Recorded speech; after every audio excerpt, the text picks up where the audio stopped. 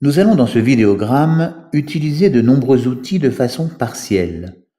En effet, il est vite fastidieux de creuser l'ensemble des commandes lors de l'apprentissage.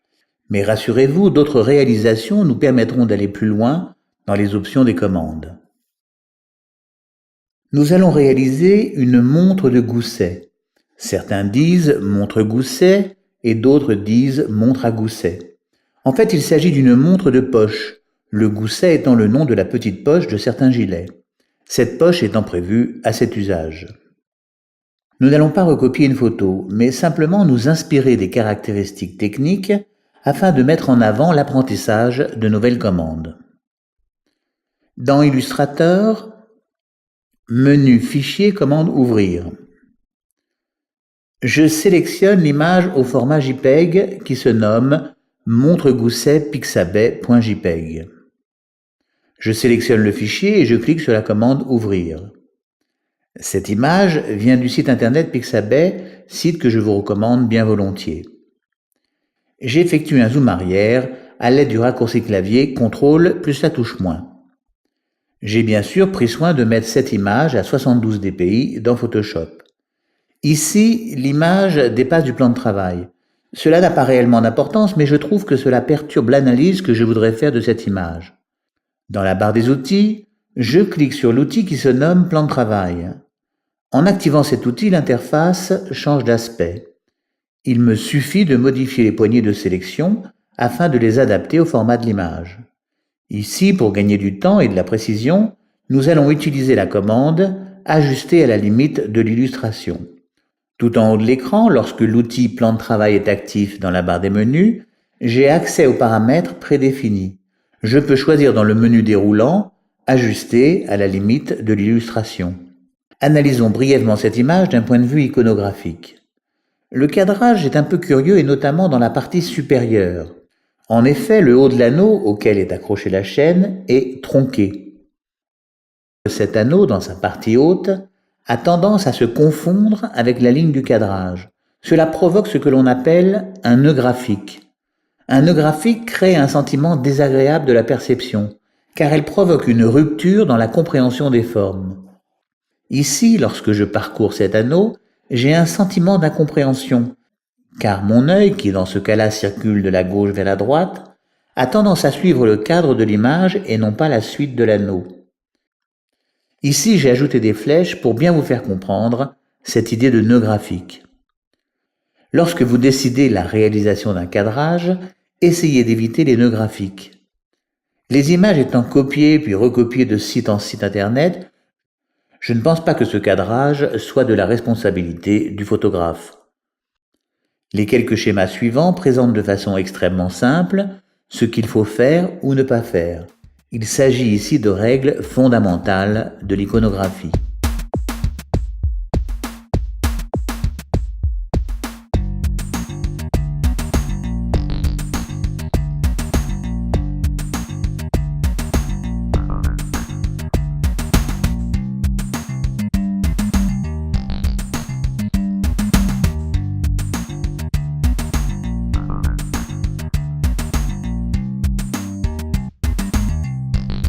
Cette image n'est pas issue d'une réalité volée d'un moment de vie. Il s'agit d'une image composée avec la création d'une mise en situation. La disposition de la chaîne, le fond en cuir rouge, l'éclairage légèrement latéral contribuent à créer une image de type vitrine, voire de luxe. Ces quelques détails mettent en avant la notion d'iconographie et de sémiologie. Nous allons créer une illustration, celle-ci sera purement technique. Le résultat obtenu ne fait en aucun cas appel à l'iconographie et à la sémiologie. Le seul but de la réalisation de cette image est pédagogique. D'ailleurs, nous n'allons pas recopier l'image, nous allons simplement nous inspirer de ces données techniques et trouver des solutions pour placer l'ensemble de ces éléments. Nous allons donc conserver cette image dans un onglet afin d'y faire appel le cas échéant. Le résultat final aura un aspect simplifié. Créons un nouveau document. Menu Fichier, commande Nouveau. Ici, le format n'a pas réellement d'importance. Unité pixels, largeur 1000, hauteur 1000 et mode colorimétrique RGB. puis je clique sur la commande Créer. J'active la flèche noire.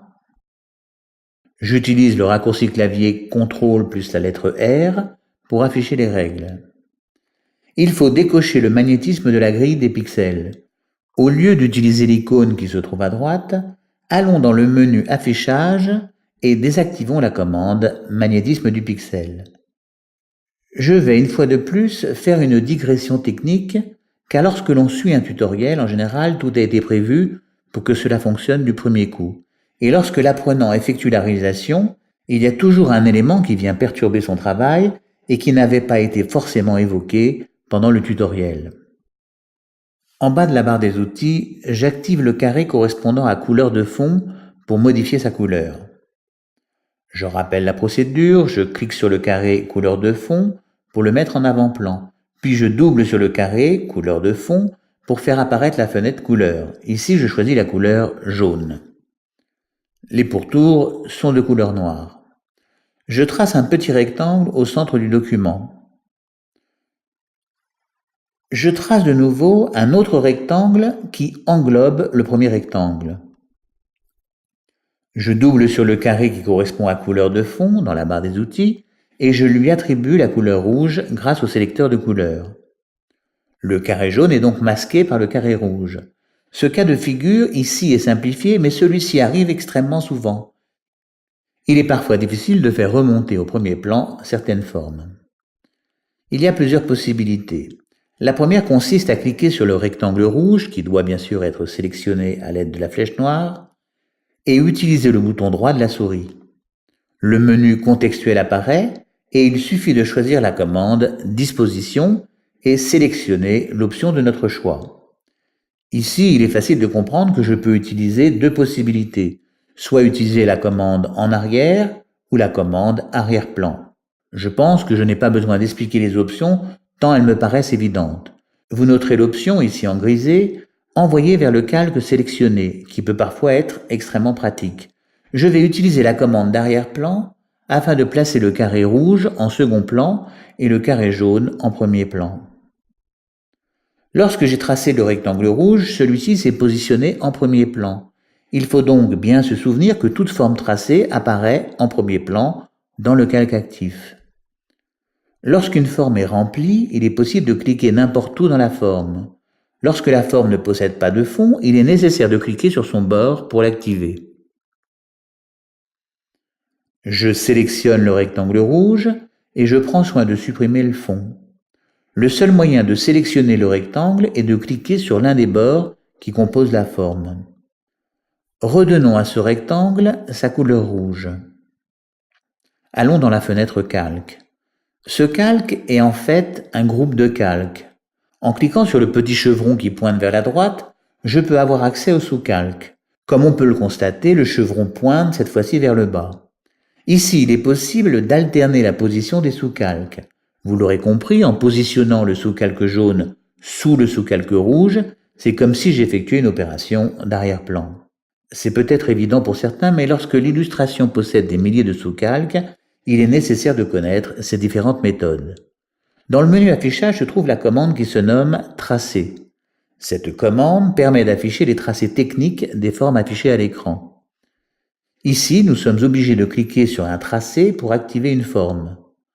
Comme toutes les formes apparaissent sous forme de tracé technique, il est facile de sélectionner une forme qui se trouve en dessous pour éventuellement la placer au-dessus ou tout simplement effectuer une opération spécifique.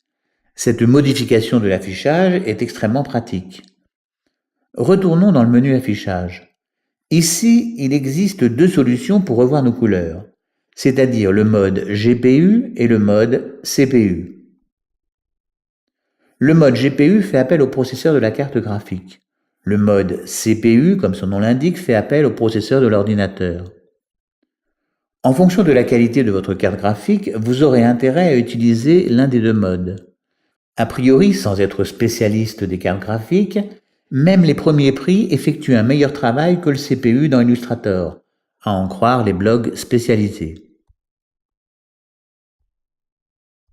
Cette action étant extrêmement courante, il est nécessaire de connaître le raccourci clavier CTRL plus la lettre Y, qui permet d'alterner le mode tracé et le mode GPU. Utilisons de nouveau ce raccourci clavier pour afficher nos formes. Afin de gérer les premiers plans et les arrière-plans, il est possible de placer les formes sur des calques. Cette idée peut paraître logique puisqu'il suffira de disposer les calques dans un ordre d'empilement qui répond aux besoins de l'illustration. Cette disposition est inutile puisque vous pouvez effectuer cette opération dans les sous-calques. Que ce soit dans Illustrator, Photoshop ou InDesign, il est nécessaire d'avoir à l'esprit qu'il faut minimiser le nombre de calques. En effet, certains stagiaires passent 3 ou 4 jours sur leur illustration. Ils ont cumulé un grand nombre de calques. En général, comme ils font l'impasse sur une dénomination précise, le travail devient très vite ingérable. Veillez à minimiser le nombre de calques et surtout leur donner des noms précis et éviter ainsi toute confusion. Ces prérequis vont nous servir lorsque vous essaierez de refaire l'illustration sans suivre les consignes techniques. Effaçons nos 2 rectangles afin d'utiliser le même document pour réaliser notre illustration.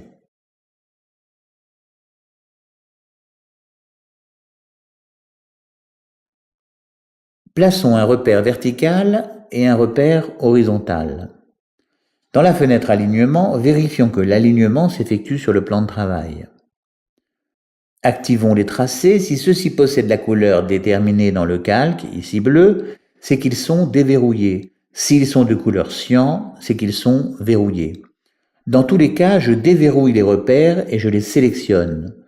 Pour gagner du temps et selon le cas de figure, utilisez le raccourci clavier CTRL plus la touche ALT plus la touche point-virgule. Toujours dans la fenêtre Alignement, rubrique Alignement des objets, sélectionnez l'icône numéro 2 et numéro 5.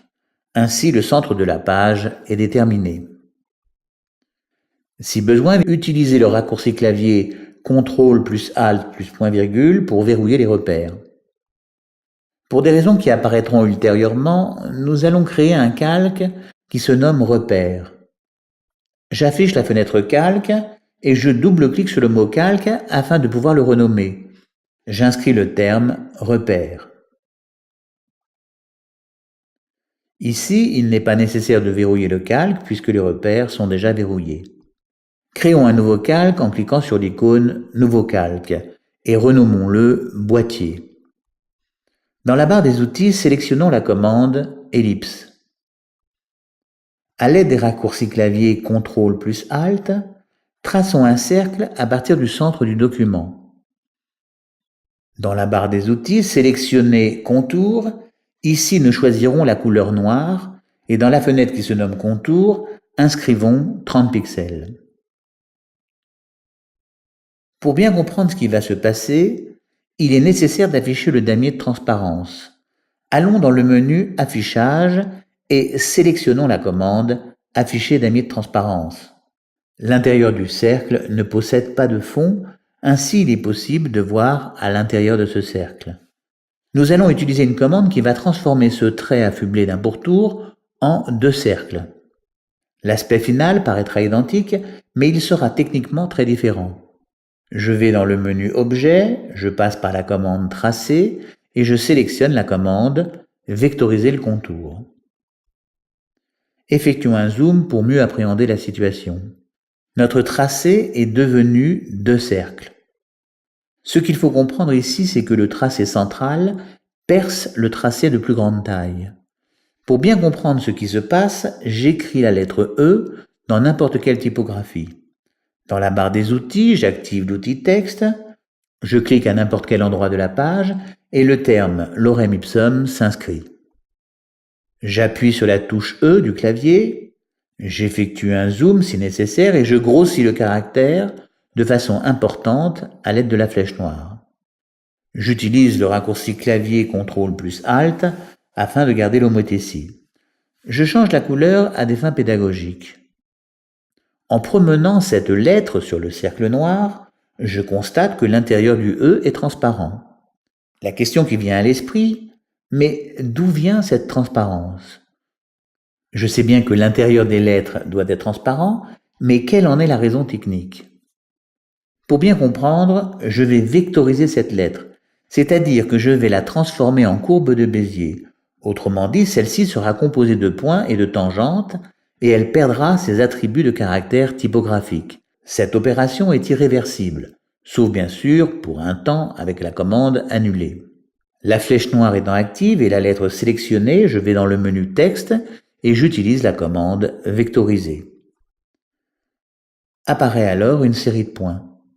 Ceux-ci peuvent être déplacés notamment à l'aide de la flèche blanche, mais cela n'est pas notre propos. Notre lettre possède toujours des parties transparentes. Dans le menu Objet, commande Tracer transparent, j'utilise la commande Annuler pour ainsi annuler la transparence. Après l'utilisation de cette commande, l'intérieur de la lettre est devenu opaque. Nous n'avons pas encore vu la notion de création de groupe, mais cette notion est extrêmement simple. Il est possible de sélectionner plusieurs formes pour en faire un groupe. Ainsi, lorsqu'un élément du groupe est sélectionné, l'ensemble du groupe est sélectionné. Depuis un certain nombre d'années, la commande grouper est devenue associée et son inverse dissociée. Menu Objet, commande dissocier. Cette commande n'a pas l'air d'affecter nos formes. Pourtant, il devient possible de désélectionner les formes en cliquant à côté pour ensuite sélectionner soit la lettre, soit le centre de la lettre. Vous noterez qu'il est possible de déplacer le centre de la lettre, voire de le supprimer. Ici, nous allons très légèrement déplacer le centre et utiliser la commande inverse, c'est-à-dire que nous allons créer un tracé transparent. À l'aide de la flèche noire, je sélectionne la lettre et son centre. Dans le menu Objet, je sélectionne la commande Tracer transparent et je choisis l'option Créer. Nous percevons de nouveau l'intérieur de la lettre. Effaçons cette lettre qui bien sûr ne va servir en rien dans cette illustration.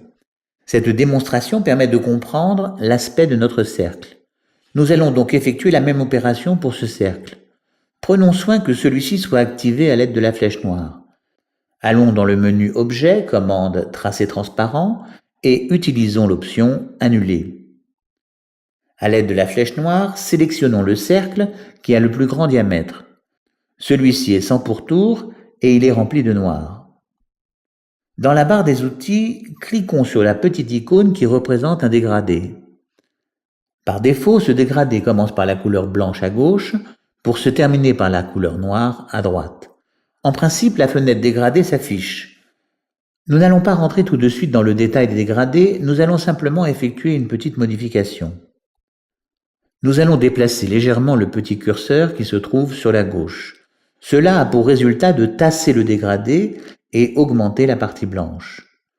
Double-cliquons sur ce petit curseur afin de modifier sa couleur. Ici, nous déplacerons le curseur de la couleur noire pour obtenir un gris clair. Nous inscrirons la valeur 20%. Sous la barre du dégradé, nous allons cliquer le plus à gauche possible pour créer un nouveau curseur. Vous remarquerez la modification de la flèche noire. En effet, celle-ci devient blanche et affublée du signe plus. Le curseur étant créé, prenons soin de le déplacer à la gauche du dégradé. La couleur de ce nouveau pointeur est en rapport avec la position choisie sur le dégradé, c'est-à-dire à l'endroit où j'ai cliqué. Double-cliquons sur ce pointeur pour modifier la couleur. Ici, j'indique la valeur 60%. Nous aurons l'occasion de voir les autres options plus tard. Mais je pense qu'il est facile de comprendre la modification d'un dégradé à l'aide de la création, de la suppression ou de la modification de curseur. Lorsqu'un tracé a été converti en forme, cette nouvelle forme peut ainsi posséder de nouveau un pourtour. Dans certaines illustrations, il n'est pas rare de transformer des tracés en forme auxquels il devient possible d'ajouter des pourtours. Les derniers pourtours créés, après leur avoir donné une certaine épaisseur, pourront être transformés eux aussi en forme, etc., etc. Le plus grand des deux cercles étant sélectionné, je vais dans la barre des outils et je place en premier plan la forme pourtour. Dans la fenêtre contour, j'inscris la valeur 3 pixels. Je sélectionne maintenant le cercle central, celui qui est de couleur noire. Je modifie la couleur de fond pour que celle-ci devienne blanche. Après cette opération réalisée dans la barre des outils, j'active le pourtour et je sélectionne la couleur dégradée. En effet, il est possible d'avoir des pourtours de couleurs dégradées. Il me suffit maintenant d'aller dans la fenêtre Contour pour augmenter l'épaisseur de celui-ci. Ici, nous indiquons la valeur 14 pixels. Par défaut, le contour se forme à partir du centre du trait. Nous allons modifier ici cet état en demandant à ce que les 14 pixels d'épaisseur se trouvent à l'intérieur du cercle. Pour cela, toujours dans la fenêtre Contour et dans la rubrique Alignement du contour, nous sélectionnerons l'option qui se trouve au milieu. Les icônes correspondant à aspect, angle et alignement du contour sont parfaitement explicites. Plus tard, nous verrons à quoi peut servir la limite. Allons maintenant dans la fenêtre Dégradé et cliquons sur la petite icône qui permet l'inversion du dégradé. J'aimerais obtenir un tracé autour du cercle blanc qui pour l'instant est composé d'un dégradé de 14 pixels. Je vais dans le menu Objet, je sélectionne la commande Tracer et je choisis l'option une nouvelle fois Vectoriser le contour. Il nous faut annuler la transparence.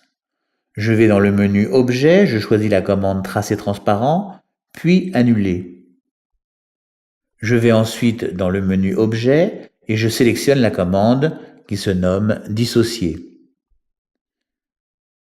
Ici, il est nécessaire que le cercle plus petit soit en premier plan. Afin d'être sûr de ne pas me tromper dans la sélection, j'utilise le raccourci clavier CTRL plus la lettre Y afin de voir le mode tracé.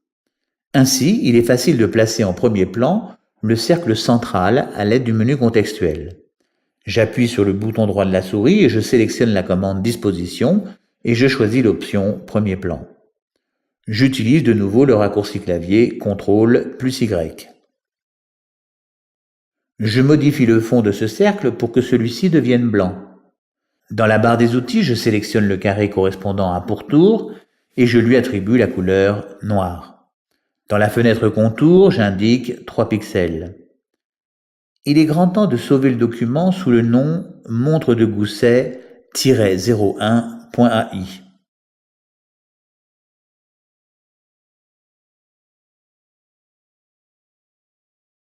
En regardant la photographie qui se trouve sur l'autre onglet, je vois toute une série de points de couleur jaune qui représentent les minutes. Effectuons cette réalisation. Créons un nouveau calque que nous nommerons cadran. Afin de ne pas risquer de modifier les éléments du calque boîtier, nous allons activer le cadenas. Je prends soin d'activer le calque cadran. Je zoome sur la partie haute de l'écran, je sélectionne l'outil ellipse. En utilisant les raccourcis clavier CTRL plus ALT, je trace un cercle dont le centre est positionné sur le repère. Le cercle doit posséder un fond noir et pas de pourtour. En raison du fort grossissement, il n'est pas forcément facile de trouver les bonnes proportions du premier coup. J'effectue un zoom arrière afin de percevoir l'ensemble de l'illustration. Je réadapte la taille du point pour que celle-ci ressemble quelque peu à la photographie. Si besoin est, je monte ou je descends le point afin qu'il soit positionné correctement. Ce point représente les minutes. Il nous faut trouver le nombre de points à inscrire.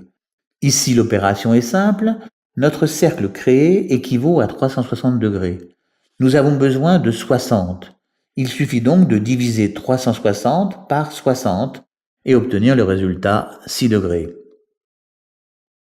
Affichons l'illustration dans son entier à l'aide du clavier CTRL plus 0. Le point que nous venons de créer doit être sélectionné à l'aide de la flèche noire. Dans la barre des outils, il faut sélectionner la commande qui se nomme Outil rotation. Nous allons activer cette commande, puis nous allons positionner le curseur de la souris au centre de l'image en veillant à appuyer sur la touche Alt. Reprenons, j'active l'outil rotation et j'appuie sur la touche Alt. Et enfin, je clique au centre de l'illustration, aidé par les repères. La fenêtre rotation s'affiche. Dans la première cellule, nous inscrirons la valeur 6 degrés et nous pouvons éventuellement activer le mode aperçu. Il suffit maintenant de cliquer sur le bouton qui se nomme Copier. Cette commande affiche un doublon positionné à 6 degrés à partir du centre sélectionné. Nous allons utiliser le raccourci clavier CTRL plus la lettre D autant de fois que nécessaire. En laissant les doigts appuyés sur le clavier, cette opération est extrêmement rapide. Utilisons le raccourci clavier, CTRL plus la lettre A, afin de sélectionner l'ensemble de ces points. Ce raccourci clavier correspond à la commande du menu sélection, commande tout. Dans le menu objet, nous allons sélectionner la commande associée afin de créer un groupe. Dans Google Fonts, j'ai téléchargé la fonte qui se nomme Old Standard TT. Celle-ci devrait correspondre à la suite de notre exercice. Dans la barre des fenêtres liée à l'espace de travail Formation, j'ai rajouté la fenêtre Caractères. En regardant la photographie, je vais tenter de reproduire la présence de ces chiffres romains. Je zoome sur la partie du document et je sélectionne l'outil texte. Je clique et comme d'habitude, la phrase « Lorem ipsum » s'affiche. Dans la fenêtre Caractères, j'écris les premières lettres du nom de la typographie afin de faciliter sa recherche. Ici, je commence à inscrire « Old Standard TT ». Dès que celle-ci apparaît, je la sélectionne. Dans le champ suivant, je choisis la graisse qui se nomme « Bold ». Je vais inscrire la valeur 8 en chiffres romains. J'inscris V plus 3 fois la lettre I. C'est cette valeur qui a le plus grand encombrement. Je sélectionne ensuite la flèche noire et je prends soin que la police de caractères soit centrée. En haut à gauche, je clique sur l'icône centrée de la rubrique paragraphe. En effet, le point actif correspond au centre de la typographie. Je positionne ce point sur le repère vertical. J'affiche la fenêtre caractères. Et dans le menu hamburger, si besoin, j'affiche les options de la fenêtre caractères. Afin d'éviter de tâtonner, je vais créer des caractères de 92 pixels et une échelle horizontale de 30%. La taille des lettres ayant été modifiée, je positionne au mieux ce chiffre 8 dans le sens de la hauteur. Nous allons effectuer la même opération. Dans la barre des outils, j'active la commande « Rotation ». Je prends soin de cliquer au centre de l'illustration en appuyant simultanément sur la touche Alt. Ainsi, la rotation ne s'effectue pas autour de l'objet, mais autour d'un axe excentré qui se trouve au centre de la page. La fenêtre rotation s'affiche. Il nous faut indiquer la valeur. Ici, l'opération est simple. 360 degrés divisé par 12 éléments, cela nous donne 30 degrés. J'inscris la valeur 30 degrés et je clique sur « Copier ». Vous l'aurez compris, j'utilise le raccourci clavier CTRL plus la lettre D afin d'obtenir l'ensemble des chiffres. Il me suffit maintenant de sélectionner chaque valeur à l'aide de la touche texte de la barre des outils et ainsi la remplacer par la bonne valeur. Je vais faire cette opération en accéléré, celle-ci étant évidente.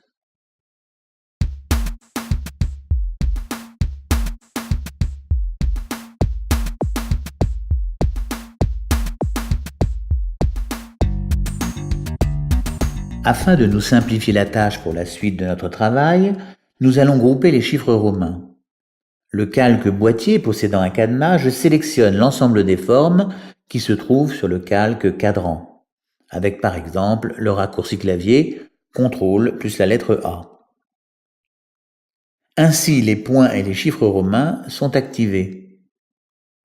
À l'aide de la touche majuscule, je clique sur un des petits points entraînant l'ensemble de la désélection du groupe. Maintenant, seuls les chiffres romains sont actifs. Il suffit d'utiliser la commande associée du menu objet ou le raccourci clavier CTRL plus la lettre G. C'est encore l'un des raccourcis clavier à connaître. Vous retrouverez ce raccourci clavier sur un grand nombre de logiciels Adobe.